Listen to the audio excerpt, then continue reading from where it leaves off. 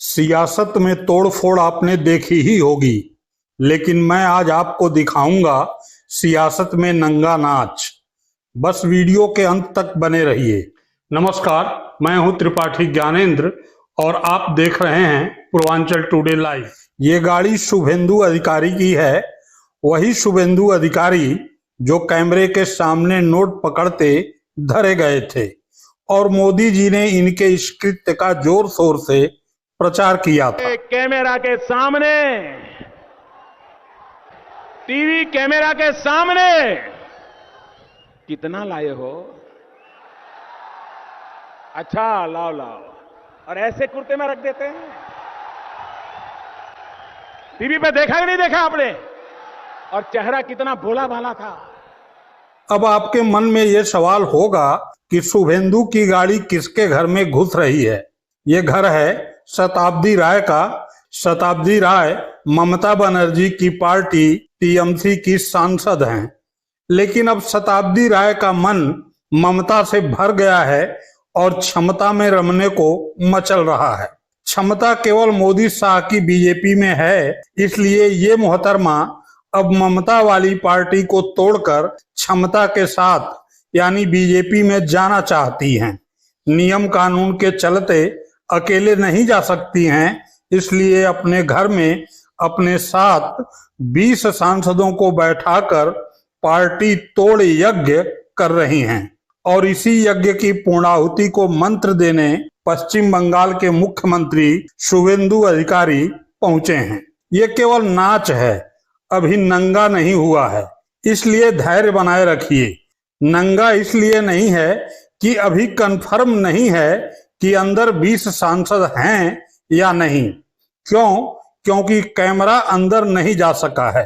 नाच बंद दरवाजे में हो रही है तो इसे नंगा नहीं कहेंगे।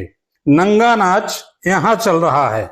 ये घर बीजेपी के बंगाल प्रभारी और मोदी जी के मंत्री भूपेंद्र यादव का है।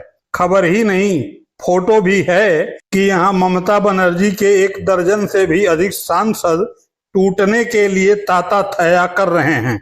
अब जरा सोचिए कि मैं इसे नंगा नाच क्यों कह रहा हूं। क्योंकि अभी तक तोड़ फोड़ का ये खेल पर्दे में होता था, होटल और रिसोर्ट में चलता था, लेकिन यहाँ टीएमसी के सांसद बीजेपी के मंत्री के घर में बैठकर फोटो खिंचवाते हुए संवैधानिक संस्थाओं के ही सामने संविधान के दल बदल कानून की अर्थी निकालने की तैयारी कर रहे हैं। पार्टी, सिंबल, लोकलाज, शर्म की तो अब बात ही मत कीजिए, सभी खूंटी पर टांग दिए गए हैं। और मैं मुख्यमंत्री का नाते ज्यादा बात तो नहीं बोल सकता हूं, थोड़ा लिमिटेशन है, लेकिन मेरा 1 महीना पूरा नहीं हुआ। 9 को मैंने संविधान को हाथ में लेते हुए मैं शपथ ले लिया, लेकिन मौसम बदल रहा है ना।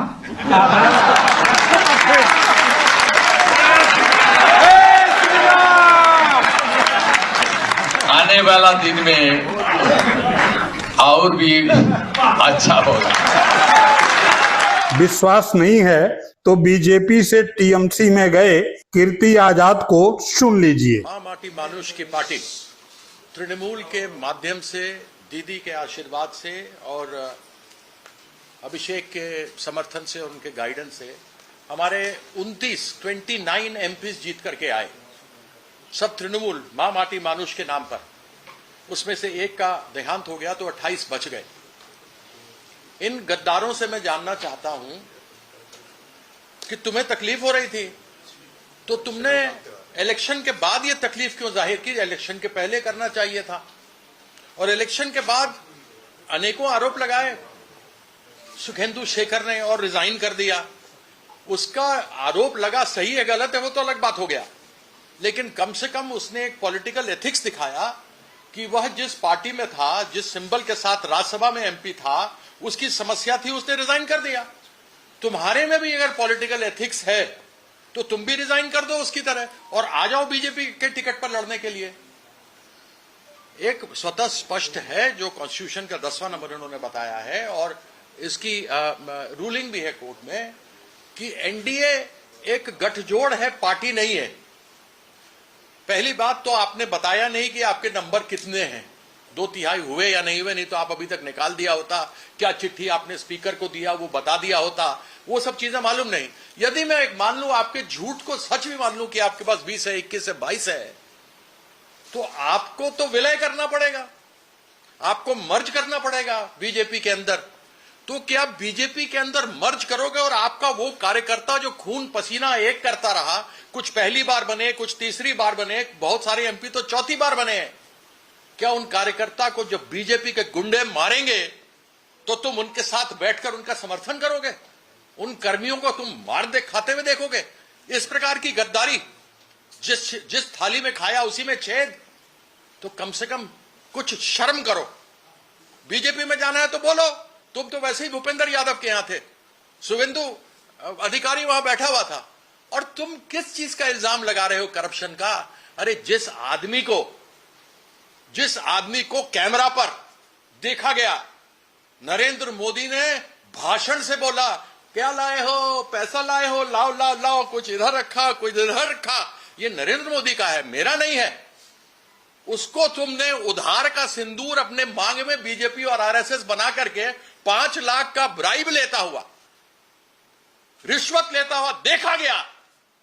उस उधार के सिंदूर को तुमने आरएसएस और बीजेपी ने अपने मांग में सजा लिया। तुमने तो ऐसे उधार का सिंदूर अपनी मांग में उड़ीसा में, बंगाल में भी किया, असम में भी किया। तो तुम किसकी बात करते हो? तुम में जरा भी गैरत है, तुम में जरा भी मोरालिटी है, तुम्हारे में जरा भी प्रॉपराइटी है, तो खड़े होकर के बोलना कि हम तृणमूल के नहीं है। और तृणमूल के कार्यकर्ता अगर तुम्हारे क्षेत्र में मार खाएंगे तो ये कल्याण दा है, इनके नेतृत्व हम वहां जाएंगे, उनके साथ खड़े होंगे, क्योंकि गद्दारी नहीं करते। कितने सांसद किसके पास हैं, यह आंकड़ा अब भी हवा में है, लेकिन लोकसभा सांसद काकोली घोष का दावा है कि उनके साथ 20 सांसदों ने स्पीकर से अलग बैठने की व्यवस्था करने का अनुरोध किया है। काकोली बताती हैं कि हम पश्चिम बंगाल के विकास के लिए केंद्र और राज्य सरकार के साथ मिलकर काम करेंगे। हम पिछले कुछ वर्षों में पश्चिम बंगाल में फैली अराजकता, कुशासन और बेरोजगारी के खिलाफ हैं। सवाल ये है कि पश्चिम बंगाल की सत्ता से ममता बनर्जी के हटने के बाद ही यह ज्ञान क्यों प्राप्त हुआ, और क्या पश्चिम बंगाल की जनता ने टीएमसी सांसदों को बीजेपी के लिए चुना था? कमेंट बॉक्स में अपनी राय जरूर दीजिए। We are 20 MPs who have requested Honorable Speaker for separate seating, and we will be working in conjunction of the central and state government for development of West Bengal, and we are against the lawlessness, misgovernance and unemployment in the state of West Bengal over the past few years. What forced you to sit together, break away from the main party now, and today you have met and decided to not be with the mother party now anymore? Things have been getting bad to worse, and I have been with Mamata Banerjee for 40 years. She has been my guide, my mentor and my leader, and I have been with her even in the days when she was not in power. I have contested in 5 elections and lost before 2009. So it is useless to say that just because she is not in power in West Bengal, I have left. It is not that. I was with her when she was not in power. But at that time there was a policy which was pro-people agenda for poor people of the state of West Bengal. When she was not even the chief minister, she was working for the people. But in the last 3-4 years, the work has been suboptimal. Their development has been suboptimal. Lot of financial irregularities have cropped in, which are being proved today. Different sectors like education, health, the film industry has absolutely collapsed. Law and order was not optimum. The pressure was too much on the government officers to work according to whims and fancies of certain leadership, which is not congenial working atmosphere for development of a state. And now the people's verdict have proven what I am trying to tell you. So we want to work for the development of the state and for national interest and safety security of the nation. That is why we want to work separately.